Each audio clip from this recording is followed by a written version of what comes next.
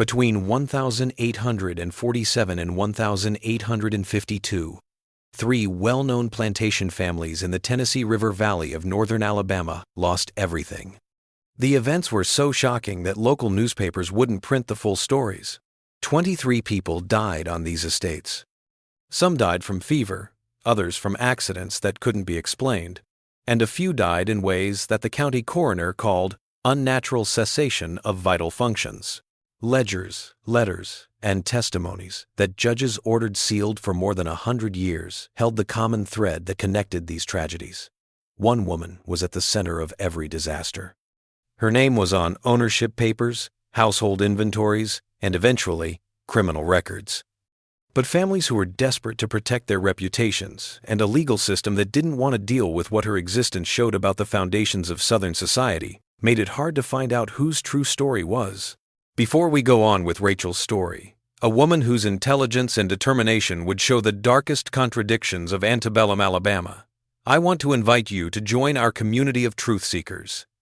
Sign up for Liturgy of Fear and hit the notification bell so you never miss these little-known parts of American history. Please leave a comment telling us what city or state you're in. We love hearing where our audience finds these forgotten stories. Now, let's find out what really went on in those plantation houses by the river. In the spring of 1847, what started out as a normal estate transaction would lead to a series of events that three families tried to stop with all their might, even though they were powerless against the forces they had created. Limestone County in northern Alabama did well in the 1842 by growing cotton. The Tennessee River made it easy to get to markets in New Orleans. The county's eastern townships were mostly made up of three families.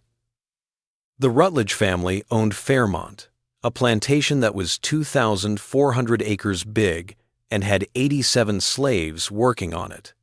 Samuel Rutledge moved to South Carolina in 1838, with money from his family and ties to the state legislature. Catherine, his wife, came from Virginia and acted like she was from the upper class. Their family had 3 kids, 2 sons who went to college, and a daughter named Lydia who was 19 years old and getting attention from the sons of nearby planters. James Havill ran Riverside, a slightly smaller but more modern business 5 miles up the river. He was 43 years old, a county magistrate, and had political goals that needed him to be very careful about how he was seen. He was 10 years older than his wife, Margaret, and they had 4 kids. The Crenshaw family at Oak Ridge was the third family. They were less showy, but more productive. Daniel Crenshaw, a 5 one-year-old widower, was very careful about his profit margins when he ran his 1,800 acres. His 3 kids were all grown up, and his family was only interested in farming. Samuel Rutledge went to Mobile in April 1847 and stopped at an estate sale. There were 37 enslaved people among the things that were being sold. One caught his eye. A 2 4-year-old woman named Rachel, who was house-trained, could read and write, was good at sewing and music, and spoke both French and English fluently. The listing said that her sale was by special order and included an unusual condition that the buyer had to take her at least 100 miles away from Mobile. The price was very low, $400, when skilled house servants usually charged $1,200 or more. Rutledge's interest was useful. His wife needed someone who could teach their daughter how to behave in public. A well-educated, French-speaking servant would meet that need and also show off their status. The low price and distance requirement made things seem complicated, but the auction agent assured him it was just a technicality of the estate. Rutledge purchased Rachel and arranged transport to Limestone County. Catherine was happy when she got to Fairmont 3 weeks later. Rachel was tall, had light brown skin, and walked with a calmness that was unusual. She spoke with the right amount of respect and showed that she was capable right away. Catherine told her to work with Lydia, teaching her how to speak French and improve her needlework. For 6 weeks, everything went well. Rachel was exactly as advertised, quiet, efficient, and very good at handling the dynamics of the household. But things started to change by June. Lydia Rutledge started spending too much time with Rachel. When other people came near, she would often whisper and stop talking. The mood in the house changed a little. People stopped talking. The servants looked tense. No one knew that Rachel had started asking careful questions about cotton prices, which planters paid their debts on time, which families had daughters who were ready to marry, and which sons drank or gambled. Rachel was putting together a detailed map of the power relationships in Limestone County, even though each question seemed harmless on its own. She noticed that Samuel had a record of his big gambling debts in his study, and that he had started borrowing against future crops at bad rates. She knew that Catherine's polite behavior hid her worries about money. Most importantly, she saw that young Lydia had a romantic nature and a limited view of the world weaknesses that could be strengthened. Rachel was very important by July. Catherine depended on her for social events. Samuel liked how well she organized things. Lydia thought of her as a close friend. The other servants had gotten used to her being there. Samuel sat in his study on the 14th of July, 1847, going over his accounts. This showed that his money problems were getting worse, faster than he had told anyone. Rachel walked in with coffee, and when she turned to leave, she stopped. "Sir, if I may be so bold, I overheard you mention the Havill family at dinner. I worked for a family in Mobile that did business with Mr. Havill's brother. There are some things about that family's money that you might find useful to know." Samuel looked up sharply and then pointed to the chair across from his desk. Rachel sat down and started talking about Havill's business dealings, like the specifics of bad investments, hidden debts, and partnerships with men who weren't trustworthy. She told these facts without feeling anything, like she was reading a list of items. Samuel should have wondered how a servant in the house could be so smart. He didn't. He was too desperate for the information. For the next hour, her answers were always clear and could be checked. Samuel had made up his mind to use Rachel's information to make Havill agree to a business deal that would help him get out of his money problems by the time she left. He didn't realize that he had just made himself dependent on a woman who had spent 8 years methodically destroying the 3 families who owned her before the Rutledges. She had been sold with a distance requirement because authorities in Mobile finally recognized the pattern but didn't have the legal grounds to do anything but force her removal. That night, a storm hit Fairmont and split the oak tree next to the main house in half. On the 14th of July, 1847, a series of tragedies began that would eventually require the state legislature to step in and set legal precedents for prosecuting enslaved people for crimes that existing law could barely understand.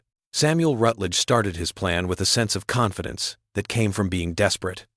On July 22, he called Havill to talk about buying equipment, but it was all a lie.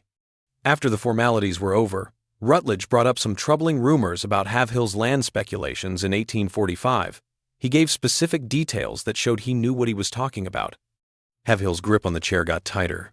The information was correct and had to do with things he had promised everyone were over without any loss. If people found out that he had done something wrong, he would no longer be able to be a magistrate. Rutledge suggested a cotton factoring partnership with terms that would protect both our interests and reputations. It was extortion in the form of business. Havill got it right away. They agreed after pretending to be friends for 30 minutes. Havill would give Rutledge $3,000 to help him get out of debt, and Rutledge would support Havill's political goals. Rutledge left sure that he had made his family's future safe. He didn't ask Rachel how she got the information. Rachel was quietly pleased to hear about his success, but she didn't say that the information came from completely different places. Months of careful listening among enslaved people who moved between plantations, carrying news that white families never thought would reach beyond their homes. Rachel's higher position was clear to the other servants. Bess, the cook, watched with worry. She told other people, "That woman isn't right. I saw this before in Mobile. My cousin worked for a French family there. She told me about a woman like her." 3 families broke up, people died, and no one could prove anything. The others didn't listen to Bess's worries. Rachel hadn't done anything wrong. She had just earned the master's trust. What they didn't know was that Rachel had started the second phase, which included Lydia Rutledge, who was young. Rachel kept teaching Lydia lessons all through August, but she slowly added new subjects. She talked about how women in the South had fewer rights than men, and how unfair it was that both enslaved people and women from the planter class were seen as property that men could manage. She talked about how a slave who could be sold was like a daughter who could be married off to pay off debts. Lydia had never heard anyone talk like that before. Rachel's words expressed feelings Lydia had but never said out loud. Anger at not being able to control her future, and frustration at being valued only for her ability to marry. "Your father is treating your future like a business deal," Rachel told her one afternoon. "To get a partnership, he has decided that you will marry the Crenshaw boy. Have you been asked?" Lydia whispered, "How do you know this? I see the letters in your father's study. The Crenshaw boy drinks too much and owes money to gamblers. But your father needs the money, so your preferences don't matter." This wasn't completely true. There were no firm plans, but Rachel acted like they were real, knowing that Lydia couldn't tell the difference. Lydia said, "I don't love Thomas Crenshaw. Love isn't a factor in these plans. You are inventory, Miss Lydia. Valuable inventory, but inventory nonetheless. In that way, you and I are not so different." Rachel helped Lydia feel like she was being treated unfairly by showing her that she understood how she felt. She told Lydia to keep a journal, said that Lydia had rights that went beyond her father's authority, and painted pictures of women making their own choices. Rachel was making an ideological case for rebellion and getting ready for actions that would break up the Rutledge family. By September, Samuel's deal with Haverhill was starting to fall apart. The factoring plan needed more money than expected, and Haverhill was angry, so he wouldn't help. Rachel told Samuel something new. Haverhill was talking to someone else about Samuel's gambling debts and shady business. Rachel said with worry, "He means to ruin you, sir.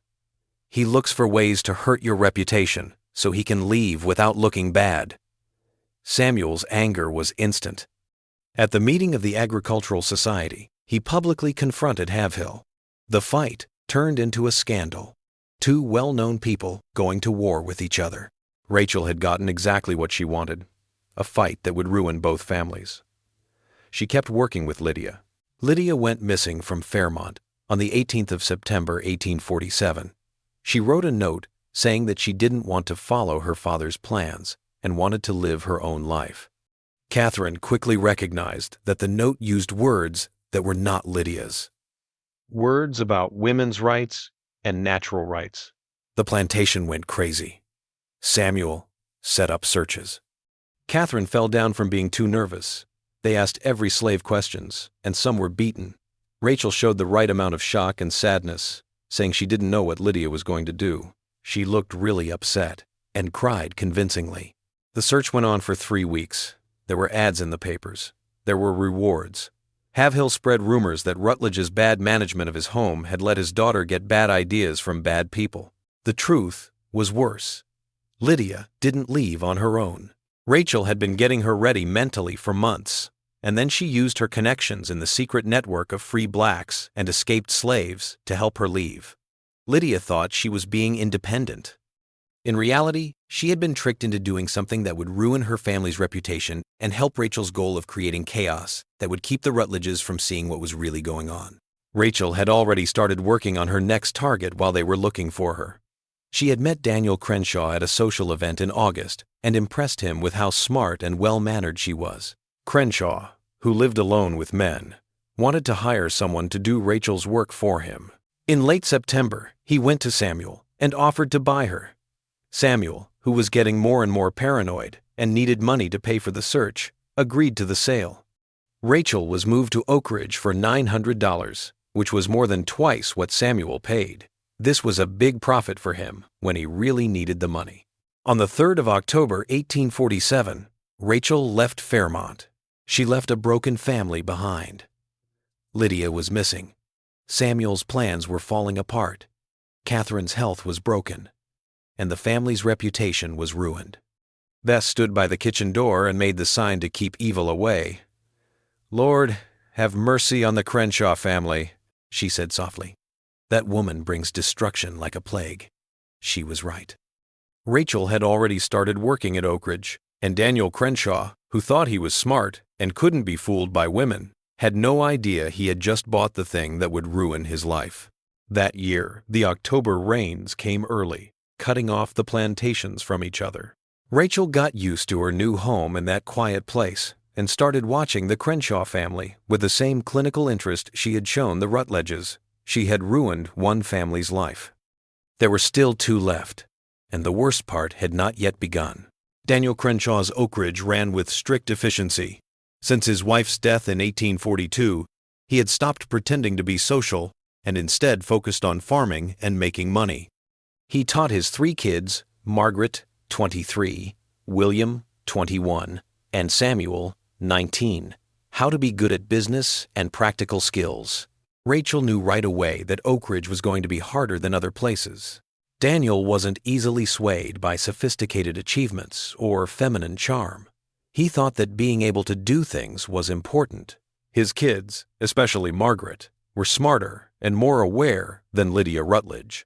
Rachel changed. She became necessary by being quietly efficient instead of showing off her skills. She kept track of accounts with great care, found ways to cut costs, and showed that she understood agricultural economics.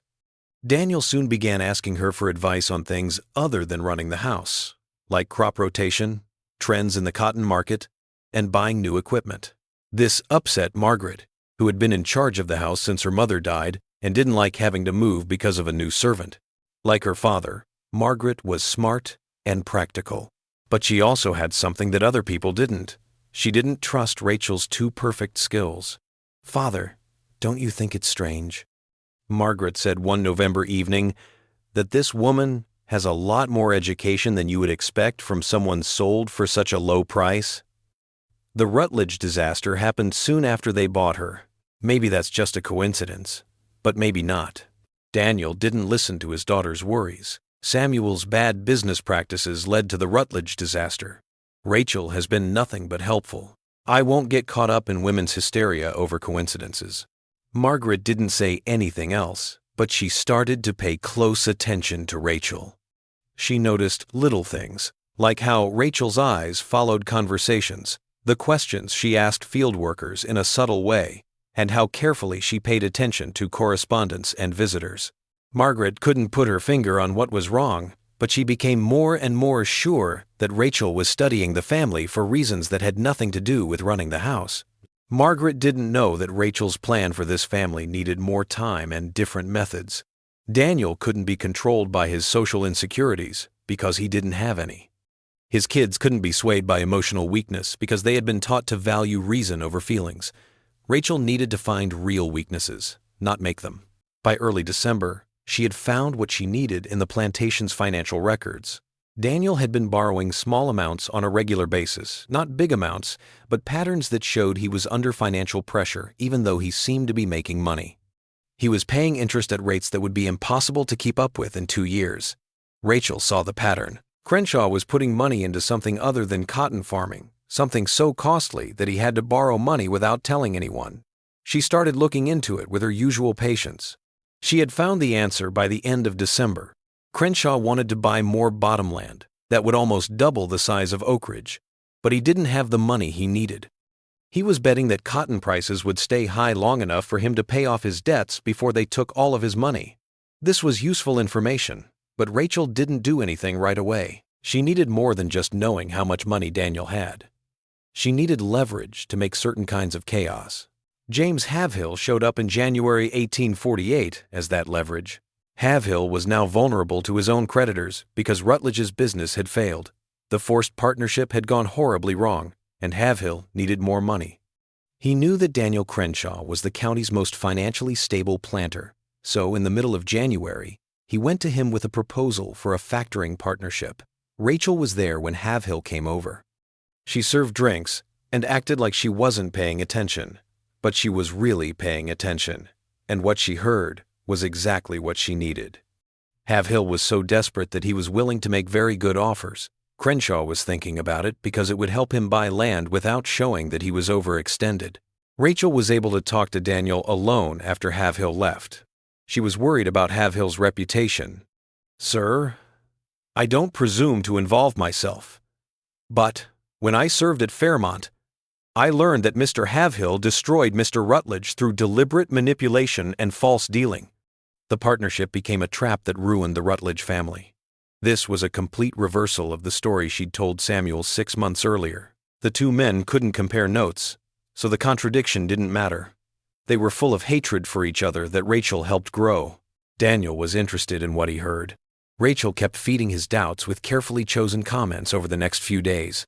She never pushed too hard, but she kept making the case that working with Havill would be risky. In the end, Daniel turned down Havill's offer. Havill left, sure that someone had poisoned Crenshaw against him.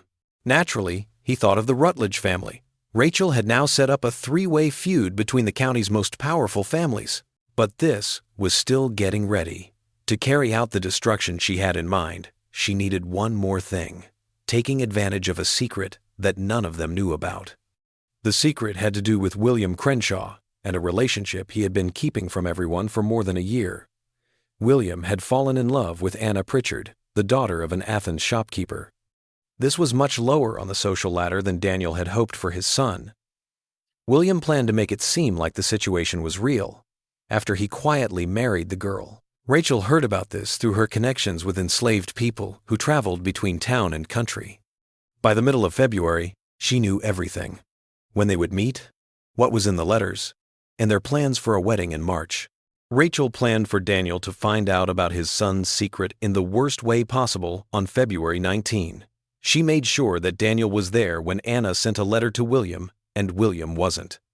She made sure Daniel saw the letter, not by doing something obvious, but by making it look like he found it by accident. Daniel's anger was quick and complete. When William came home that night, he had to deal with his father's anger. The fight was terrible. Daniel told William to end their relationship.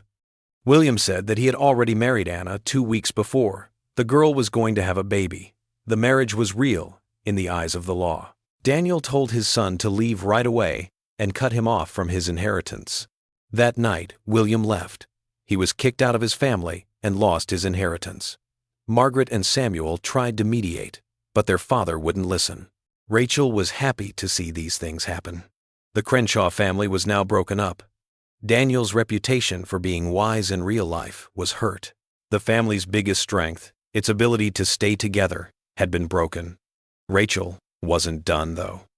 The Crenshaw family's destruction needed outside pressure that took advantage of the cracks she had made. In March 1848, that pressure came. A man named Josiah Fletcher showed up, saying he was there on behalf of creditors in New Orleans who had notes on Crenshaw's secret loans. Fletcher wanted $8,000 right away, which was more than Crenshaw had in cash. This meant that Crenshaw had to either sell land or tell his kids that he had mortgaged their inheritance. Fletcher's coming wasn't a coincidence. Rachel had set it up through her network, giving information about Crenshaw's debts to people who could use it. Fletcher was who he said he was, a real creditor representative. However, the timing and aggressive collection were planned to put even more pressure on a family that was already having problems. Daniel made a terrible choice when he was about to lose his money and his family at the same time. He would pay off the debt by selling a large part of his enslaved workers, including 20 people and their families who had worked at Oak Ridge for more than 10 years. The sale happened quickly on the 28th of March, 1848, without any thought given to keeping families together. Families were torn apart, with parents and children being separated. Rachel looked on without showing any emotion. She had done this on purpose, knowing full well that it would cost 20 lives to achieve her larger goal, completely destroying the Crenshaw family's position. Margaret was at the auction, and for the first time, she saw Rachel's face change for a moment. Not feeling, but thinking. Margaret knew that Rachel had planned everything: her brother's expulsion, her father's money problems, and the brutal auction. That night, Margaret went right up to Rachel. "You did this. My father's problems, William's exposure, you somehow set it all up." Rachel looked back at her without blinking. "Miss Margaret, I'm just a piece of property. I can't do anything to help." "Your family's problems are your father's fault and your brother's lies." Margaret said, "You're a liar and a manipulator. I'll show what you've done, and when I do, you'll hang for it." Rachel smiled for a moment. "To prove that, Miss Margaret, you would have to admit that an enslaved woman outsmarted 3 wealthy planter families. You would have to admit that your father was controlled by his property, You would have to tell everyone in the county that a woman you say has no power destroyed you. Do you really think your pride would let you do that?" Margaret didn't know what to say, because Rachel was right. Admitting that Rachel's role would be worse than the destruction itself would be humiliating. Margaret left knowing the truth, but unable to do anything about it. Rachel stayed at Oak Ridge because Daniel, who was desperate to keep up the appearance of control, had come to rely on her skills even though she was working to bring about his downfall. By April 1848, the pattern was starting to show. 3 families had all lost everything in a matter of months. All of them had business ties that went bad, and all of them had at some point hired a woman named Rachel, who was there when things went wrong. But just because you could see it didn't mean it was true, and just because you could see it didn't mean it was fair. There was no way for Alabama's legal system to charge a slave with causing social destruction on purpose. Authorities said that Rachel had not broken any laws. She hadn't killed anyone, stolen anything, or hurt anyone physically. White men made the decisions that led to the destruction that followed her. Rachel got ready for the last part of her plan with James Havill as spring turned into summer. This part ended in deaths that forced the legal system to finally deal with what she was. But that fight would be too late to save the families she had ruined. By the middle of 1848, James Havill's situation had gotten so bad that he was in a state of desperation. The Rutledge partnership fell apart, and then Crenshaw turned him down, leaving him with no money. Riverside was barely working. He needed money quickly before rumors spread and ruined him. In June, Edmund Fairbanks, a cotton factor from Mobile, said he wanted to work with local planters. Havill saw the light. Fairbanks had money and connections to the European market. A partnership would help him get out of his trouble, and maybe even help his reputation. The talks went well, and by the beginning of July, they had come to a preliminary agreement. When Fairbanks was in town, Havill said that he needed help running his household. Fairbanks said that his factor's office might be able to help him find good servants. In the course of their conversation, they brought up Crenshaw. Havill said, "Crenshaw has an unusual servant. Rachel is a highly educated and skilled woman. People say she has almost supernatural abilities when it comes to running a household and doing business." Fairbanks was interested, and Havill set up a visit to Oak Ridge. Rachel was called when they got there. She did exactly what was expected of her. She answered questions about cotton markets with a lot of knowledge, spoke French fluently, and did math problems that were very hard. There were no witnesses to what happened next, which was a private conversation between Fairbanks and Rachel. Fairbanks later said that Rachel asked for a few minutes to talk about a sensitive business issue. She told Havill things about his finances that he had never told her before, like how much debt he had, how weak his collateral was, and information that made it seem like he had been cheating his partners all along. She talked like a lawyer making a case. Later, Fairbanks told the police that she had certain facts, dates, and amounts. She told me that Havill was trying to trick me into a partnership so that I would have to pay off his debts while he took my money. She said she was telling me this because she knew I was an honest businessman who was being lied to. Fairbanks, shaken, told Havill to give him proof that Rachel's claims were false. Havill couldn't do that because the claims, while exaggerated, were based on enough truth that it was impossible to completely deny them. The partnership fell apart right away. People quickly learned that James Havill was not someone to be around. When Havill found out Rachel had ruined his last chance, he was furious. He told Crenshaw that the woman should be punished. Crenshaw, who had his own reasons to be careful, but couldn't admit that his property was controlling him, defended what she did. The argument turned into a public show. There were things that both men said that couldn't be taken back. There was no chance of working together again after they broke up. Rachel had now set up full-on hostility between 3 powerful families. But she had also made herself the center of attention as an actor instead of just a background figure. More people now shared Margaret Crenshaw's suspicions. Havill started asking questions about Rachel's past, going back to when she lived in Mobile. What he found was very disturbing. French Creole planter Louis Delacroix owned Rachel, but the details of that ownership were shrouded in rumors and sealed court documents. Between 1843 and 1846, Haverhill learned that Delacroix's family had been torn apart by business failures and personal tragedies. Before Delacroix, Rachel belonged to the Beaumont merchant family, which also lost a lot of money. Before the Beaumonts, the Robichaux plantation family in southern Louisiana owned the property. It was ruined by events in the early 1842s. It was clear that every family that owned Rachel would be completely destroyed within 2 to 3 years. Haverhill told County Sheriff Thomas Yarborough about this and asked him to look into it. Yarborough listened and was worried, but he had legal problems right away. Mr. Haverhill, what exactly are you accusing this woman of? She hasn't stolen anything, poisoned anyone, or hurt anyone.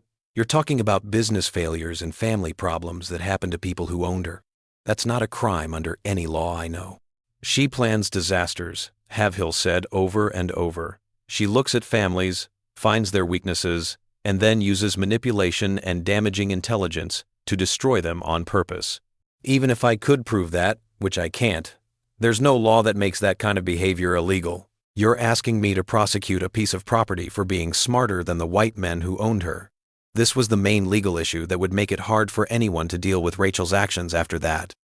The law saw slaves as property that didn't have any rights. It could punish crimes that involved hurting people, but it didn't have a way to deal with more complicated forms of psychological manipulation.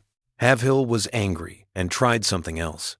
In August 1848, he offered Crenshaw $2,500 to buy Rachel, which was a lot of money that showed how much he wanted to control or kill her. Crenshaw said no. Haverhill then tried to have Rachel forcibly taken because she was dangerous property that posed a threat to public safety. He gave the court a petition signed by himself and a few other planters asking for Rachel to be removed from Limestone County. Judge Horace Pettin looked at it and turned it down because there was no proof of specific crimes or threats. Guys, Judge Pettin said, you're basically asking me to send away a slave because she's smart and because the families who owned her made bad business decisions. If being smart is a reason to send someone away, we'd have to send away half of the skilled workers in this county. This legal loss pushed Haverhill to do terrible things. He would take care of things himself if the law didn't do anything about Rachel. He set up for 4 men to go to Oak Ridge in September 1848 and forcefully take Rachel to Texas, where her past would not be known. The attempt to kidnap happened on the night of September 14. The 4 men walked up to Oak Ridge with the plan of taking Rachel from the servants' quarters. They didn't know that Rachel had been ready for this kind of thing to happen. The people who were enslaved had been told, when the men got there, they didn't find an unprotected servant. Instead, they found field workers, armed with farming tools, working together to fight back. The fight was short, but very violent. 2 people who tried to kidnap someone were hurt badly. The rest ran away. Daniel Crenshaw came out with a shotgun and told the men to leave his land. After that, Haverhill's role became clear when one of the injured men testified against him, hoping for medical help. Haverhill was taken into custody and accused of trying to steal property, specifically trying to steal Crenshaw's slave. The irony was terrible. Haverhill was now facing criminal charges for trying to protect the county from what he thought was a serious threat. Rachel was the legal victim. Even though she had caused a lot of trouble, Rachel wasn't happy with how things turned out, though. The attempt to kidnap her had given her a chance she had been waiting for. No one knew yet that Rachel had purposely pushed Haverhill to try to kidnap her, made sure it would fail, and left him open to criminal charges. She had also set herself up to finish off all 3 families in a final sequence that would start in October 1848. In the background, something was growing.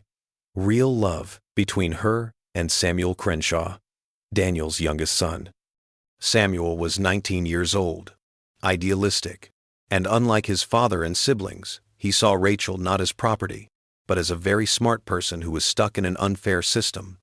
Rachel had worked on this sympathy for months, making Samuel question slavery and making herself out to be a tragic figure who deserved to be free. Rachel knew that Samuel was falling in love with her.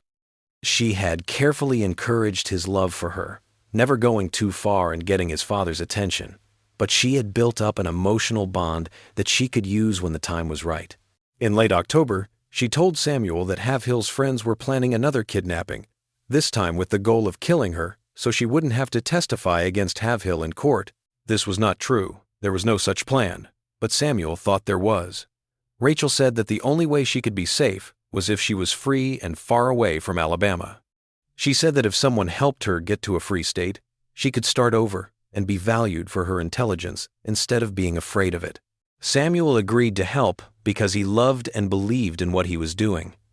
He started making plans to send Rachel north with people who were against slavery. He got supplies, made plans for the trip, and got ready to go with her. He was breaking the law by stealing his father's things and planning to break the laws against helping runaway slaves, but he thought he was doing the right thing because he loved them. Rachel let these plans go exactly how she wanted them to go. Then, on the 3rd of November, 1848, she completely betrayed Samuel. She told Daniel about her son's plans, pretending to be a loyal servant who had found out about a plot that would ruin the family's honor. She gave Daniel letters that Samuel had written, fake documents, and detailed proof of the crimes he planned to commit. She completely betrayed me. That night, Daniel faced Samuel. The younger man told the truth about everything: his love for Rachel, his moral objections to slavery, and his plans to run away. He begged his father to let Rachel go and let them leave Alabama together. Daniel's answer was to send Samuel to a private asylum near Tuscaloosa because he thought his son was mentally unstable. Finally, Daniel realized that Rachel was the threat Margaret had warned him about. He set up her sale to a slave trader right away, who would take her to the cotton-growing areas of the Deep South. It happened on November 8th. Rachel was chained up and put in a coffle with 15 other people who were going to Mississippi.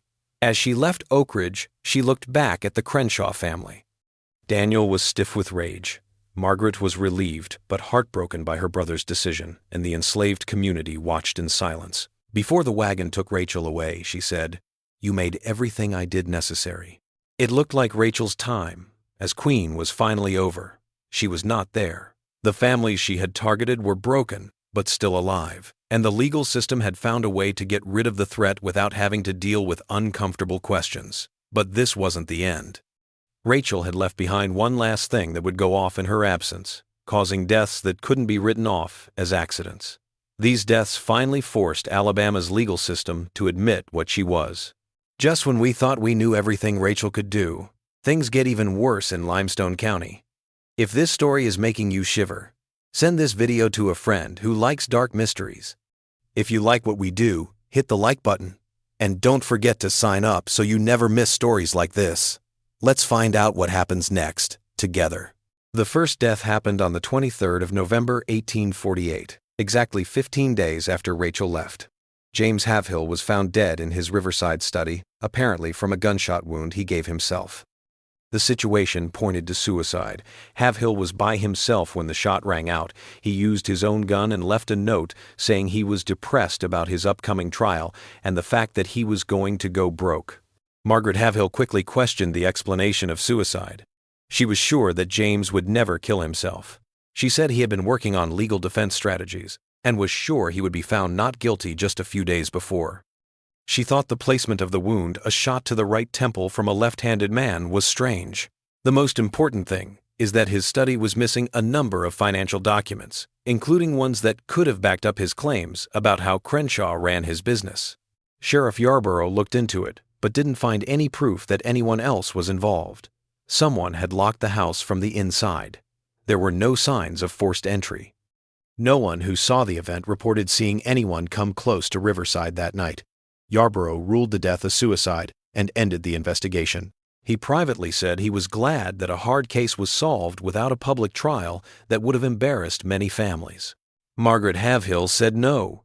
She hired a private investigator from Huntsville, Abraham Cornwall, who used to work for Pinkerton. She told him to look into not only her husband's death but also the whole pattern of disasters that had been happening to 3 families. Cornwall was very organized. He talked to servants from all the houses, looked over business records, traced Rachel's history back to Louisiana, and made a timeline that clearly showed where she was at the center of every disaster. Cornwall's report from December had bad conclusions, but was frustrating in terms of the law. The woman named Rachel has systematically destroyed the Robichaux, Beaumont, Delacroix, Rutledge, and Crenshaw families through psychological manipulation, strategic provision of damaging intelligence, and deliberate exploitation of vulnerabilities. However, she has committed no acts that Alabama law recognizes as crimes. She has provided advice freely accepted by white men acting on their own authority. She has revealed information that was already true, not fabricated. In short, she has operated entirely within the narrow range of agency that law permits to enslaved persons, while using that agency with devastating effectiveness. Cornwall came to a disturbing conclusion about Havhill's death. I can't prove murder, but the facts suggest that someone who knew Havhill's habits, Riverside's layout, and the right time to make murder look like suicide carefully planned it. It doesn't matter that Rachel wasn't there. If she hired someone else to do it or set up psychological pressures that made Havhill actually kill himself, it doesn't matter. Margaret Havhill gave Judge Peyton Cornwall's report and told him to do something about it. The judge agreed that Rachel was a unique threat, but the law got in the way of what he wanted to do. Mrs. Haverhill, even if I believe everything in this report, what charge would I bring? Your husband died in Mississippi. I would need proof of specific communications planning the act. The law doesn't have a category for what this woman has done. While Margaret Havhill was fighting in court, the Crenshaw family was going through a hard time. Samuel remained confined to the asylum, where doctors reported he'd become withdrawn and uncommunicative. Daniel went to see his son once in December and was upset to find him sitting quietly, broken, and not interested in anything. Margaret Crenshaw had warned her father from the start, and now she watched her family fall apart with bitter satisfaction. She worked with Margaret Havhill to ask the state legislature to pass new laws that would punish enslaved people for manipulating others mentally. The petition got some support, but planters were strongly against it because they saw how dangerous it could be. If the law said that enslaved people could commit crimes by using their brains instead of their bodies, it would have meant that they were free and rational, which was something that the whole slavery system depended on denying. This argument was still going on when the second death happened. Daniel Crenshaw was found dead in the cotton gin house at Oak Ridge on the 17th of January, 1849. The machinery had apparently activated while he was inside conducting maintenance, crushing him. The death was ruled accidental, but Margaret Crenshaw knew immediately this was murder. Her father had always been careful around machines. To turn on the gin, you had to do something on purpose. Moreover, someone had been at Oak Ridge that day. A former field hand sold away months earlier, who'd returned, claiming to deliver a message from the trader now owning Rachel. Margaret told Yarborough about her suspicions, and he looked into them, but he didn't want to. He didn't find any signs of tampering. No one could find the old field hand. He left right after he gave his message. The Mississippi trader, contacted by telegraph, denied sending any messenger and denied Rachel made any such arrangement. Yarborough closed investigation with visible frustration. Miss Crenshaw, I believe your father was murdered, and I believe Rachel arranged it somehow, but I cannot prove it. The law requires evidence, and all I have is suspicion and a pattern explaining nothing in legal terms.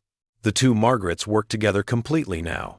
They pooled their resources and hired Cornwall to do a thorough investigation with one goal in mind: to find Rachel, find out what she was doing, and see if they could find proof that linked her to the murders. In February 1849, Cornwall went to Mississippi and found the plantation where Rachel was said to have been taken. What he found was very troubling. Rachel had been at that plantation exactly 8 days, then was sold again to a trader heading to Arkansas. Cornwall followed her through 3 more deals over 4 months, always getting there weeks after she left. Cornwall finally found her in March 1849. Henry Dalton, a planter in eastern Texas, now owned her. Cornwall asked for permission to talk to the enslaved woman for legal reasons in Alabama. Dalton, who was interested, agreed. Cornwall's 2-hour interview with Rachel was one of the most disturbing things that had ever happened to him at work. She answered all of his questions. She told us a lot about her time with each family. She explained her methods with clinical accuracy, how she studied each family, found their weaknesses, gave them information that would cause problems, and put herself in a position to cause as much chaos as possible while still being able to deny it. She talked about psychological tricks for controlling people, networks of intelligence among enslaved people who moved between plantations, and long-term plans to make sure that every family was completely destroyed. When I asked her why she did these things, she said, because I could, because they thought they were better than everyone else, but I was smarter than all of them. Because they bought and sold people and thought they were civilized, and I wanted them to know what it was like to be destroyed by someone they thought was beneath notice. Because slavery makes us enemies, and in that war, I chose to fight with the only weapons I had. I asked if she planned the deaths. She smiled and said, Mr. Cornwall, I was hundreds of miles away when both men died. I sent no messages, gave no orders, or did anything that could be seen as illegal. If those men died, it was probably because of their own actions. Or maybe the people they enslaved found their own reasons to seek justice. You can't prove I did anything because under your law, I can't do anything. I am property. Property has no agency. Property can't commit crimes. Your legal system made this situation, and now you have to live with it. Cornwall told Dalton to keep an eye on Rachel while he went back to Alabama. Dalton said no, saying that no charges had been filed and that Rachel was his legally bought property. In April 1849, Cornwall went back to Alabama with his report, but no prisoner. He showed Judge Petton and a special legislative committee what he had found. The lawmakers listened with more and more worry. The committee talked about what to do for 3 days. Some people wanted new laws that would make seditious manipulation a crime. Others said that these laws would be hard to enforce and set a bad example by recognizing slave agency. A few recognized the profound irony. The law had made a group of people who were property without reason, and now it was in trouble because one of them showed better reason while still being legally powerless. The third death put an end to the debate. On May 2, 1849, Samuel Crenshaw was found dead in his asylum room. It looks like he hung himself with bed sheets. Doctors said that his mental health had gotten much worse and that they were worried about suicide, but they didn't think it would happen right away. Margaret Crenshaw was in a state beyond grief when she heard this news. Her father was dead. William, her brother, had been living in poverty and had cut ties with her. Now, Samuel had killed himself. The Crenshaw family, which was one of the most important in northern Alabama just 2 years ago, was basically destroyed. She knew Rachel was responsible. She couldn't prove it, but she was sure. Margaret made a choice in her anger and sadness. She would go to Texas herself, find Rachel, and kill her personally. It was vigilante justice, but there was no other way to get justice. Margaret departed for Texas on May 15, 1849, carrying a loaded pistol and a determination to end Rachel's reign, even if it meant sacrificing her own life and freedom. She didn't know that Rachel wasn't in Texas anymore. She'd been sold again 2 weeks earlier to a planter in Louisiana. The new owner was linked to people that none of the Alabama families could find out about, and they were all related to the original French Creole family in Mobile that owned Rachel before she started systematically destroying Southern planter families. Margaret arrived in eastern Texas in early June after a difficult 3-week journey. She went straight to Dalton's plantation to face Rachel. What she found stopped her plans completely. Rachel was no longer there. Dalton told her in a cold voice that he had sold the woman to a cotton factor from New Orleans 3 weeks ago after finding out that she had been gathering information about his business affairs on a regular basis. Margaret wanted to know where Rachel had gone. Dalton provided the name, Guillaume Marshall, and the New Orleans address. Margaret went straight to Louisiana. In New Orleans, she found out that Marshall had bought Rachel for a client, a widow who lived near Lake Pontchartrain. The widow's name was Elise Delacroix.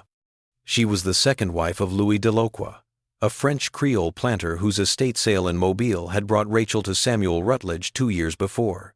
Margaret felt ice in her veins. When they heard this name, the circle was complete. Rachel had gone back to the area where her pattern seemed to have started, and she had bought it from someone who knew her first owners. On June 24, she went to the Delacroix estate without warning and asked to see both Elise Delacroix and Rachel. The widow welcomed her into a parlor with a view of the lake, and after talking, she agreed to call Rachel. Margaret saw something she didn't expect when Rachel walked in: recognition and sadness in the woman's eyes. Not fear, not defiance, but something like regret mixed with giving up. "Miss Crenshaw," Rachel said softly, "I knew someone would come eventually. I didn't know it would be you." The next thing that happened was a conversation that lasted almost 3 hours. Elise was there the whole time, and years later both women would testify about what was said. Margaret started by asking why. Why Rachel had killed her family, planned deaths, and ruined lives.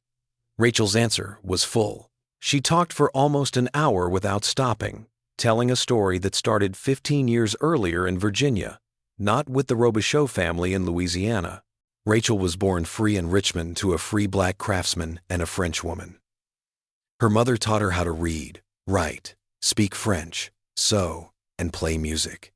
For free blacks in the South at the time, her childhood had been pretty good. Rachel's father died in an accident at work when she was 16. Within a few months, creditors took his property, including his wife and daughter, who they said were slaves he had been keeping illegally as free people. Rachel's mom died less than a year later. Rachel became the property of a merchant family in Richmond. She went from being free and educated to being a slave with no power, all of which was legal under Virginia law. Rachel told them, "I wasn't born to be a slave. I wasn't raised to accept it as normal. I was taught to think, question, and understand. I was a person with rights and dignity. But one day, white men decided they could take my freedom, and I became property." Do you understand what that does to someone? To know that you can do everything your owners can do, that you are probably smarter than most of them, but society has decided you are an object to be bought and sold? She talked about the years that followed, the shock of being enslaved, the anger that had to be hidden, and the slow realization that physical escape was unlikely, but other forms of resistance were possible. She had been sold several times in Virginia before being sent to Louisiana in 1839. Each sale taught her more about plantation families, their weaknesses, and how to use their fears and vices against them. I decided that if I couldn't be free, at least I would make them pay. I would show them that the people they thought of as property could completely destroy them. I would prove that their ideas of superiority were wrong and that their power didn't come from being valuable, but from laws that couldn't protect them from someone who knew those laws better than they did. She talked about how she did it. By watching families for months, learning their secrets, finding their weaknesses, and mapping out the relationships that kept them in power. She'd get information from other enslaved people and build networks that went from one plantation to another. She would make herself seem necessary by being really good at her job, which would make owners trust her. Then she would start to destroy. Sometimes giving the right people the right information at the right time can turn friends into enemies. Sometimes pushing weak people to do things that hurt themselves. Sometimes it took a lot of patience to plant seeds that would take months to grow and bear poisonous fruit, always keeping plausible deniability so that nothing could be traced back to her in ways that the law would see as criminal. Rachel said with pride, "The beauty of it was that I never had to lie. Everything I told each family was true. I just chose which truths to reveal and when." Samuel Rutledge's gambling debts were real. James Havehill's business betrayals were real. Daniel Crenshaw's financial overextension was real. I didn't make their weaknesses. I just used them to my advantage. Margaret's voice shook as she spoke. And the deaths? My father, James Havehill, and my brother Samuel? Were those also just planned exploitation? Rachel didn't say anything before she answered. I didn't kill your father directly, but I did plan it. I made sure that certain people got information that made them want him dead. Debts he hadn't paid. Promises he had broken. I made sure that his movements were predictable and that the gin house would be unguarded at a certain time. Someone acted on that information. I don't know who. Havehill was similar. I never told anyone to kill him, but I made sure that he was completely hopeless, that he saw no way out, and that certain people knew he had documents threatening them. Whether he killed himself or someone else did, the outcome was what I wanted. Your brother. Rachel's voice softened. I didn't want Samuel to die. I broke him emotionally to keep him from trying to save me, but I didn't want him to die. That was a mistake. Margaret got very angry when she heard the word regrettable. She took the gun out of her suitcase, pointed it at Rachel. and told Elise to leave the room so that justice could be served. Neither of the women moved. Rachel looked at Margaret with calm eyes. "Miss Crenshaw, you won't shoot me, because if you do, you'll never know the rest of the story, or why Madame Delacroix bought me just to hear my confession." Margaret kept the gun pointed at him, but wanted an explanation. Elise gave it. Elise said softly, "This woman's actions between 1843 and 1846 ruined my first husband, Louis Delacroix. His business failed, his health failed, and he died thinking he was cursed. When I found out she was being sold through New Orleans, I had my factor buy her for me. I brought her here not to keep using her labor, but to hear the whole story of what she did. She has been writing a confession for the past 3 weeks. Not a legal confession, but a full account of her methods, her philosophy, and her reasons." Elise walked over to a desk and got some thick papers, maybe 80 pages, that had neat writing on them. "This document is amazing, Miss Crenshaw. It is a detailed account of how an enslaved woman systematically destroyed 6 prominent Southern families over a decade. It is also a devastating critique of slavery from someone who experienced both freedom and bondage, who has an education equal to that of any scholar, and who used those gifts to fight against the system that enslaved her." Margaret lowered her gun a little. "Why would you want a document like that?" Elise said, "Because I needed to know. My husband wasn't mean by our society's standards, but this woman killed him. I needed to know if he deserved it, if her revenge was morally right, or if she was just a destroyer who liked hurting people." "And what did you come to?" Elise stared at Rachel.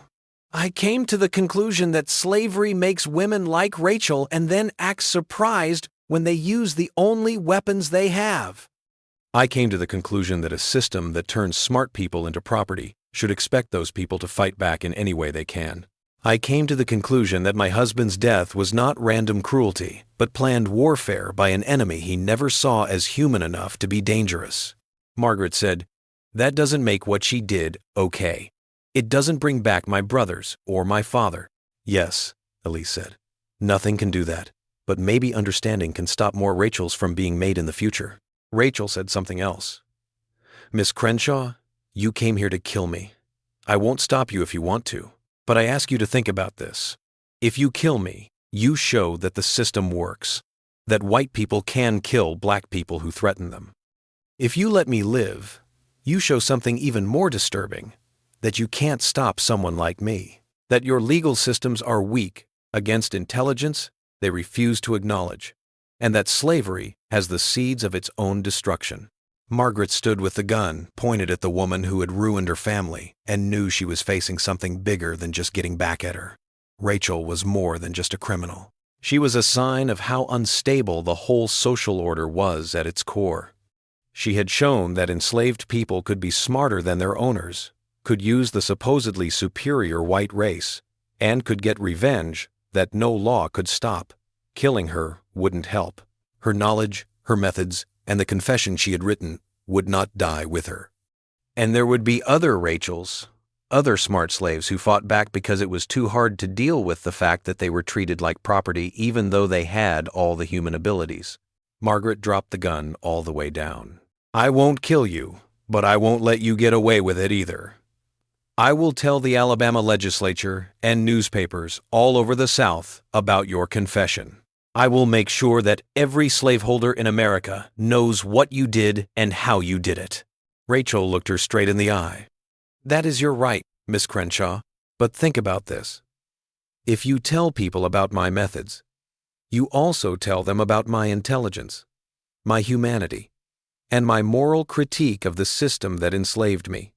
You show that we are not the naive children or savage brutes your society says we are. You show that we are fully human, able to think deeply and act strategically. That proof may be more dangerous to slavery than any violence I could commit."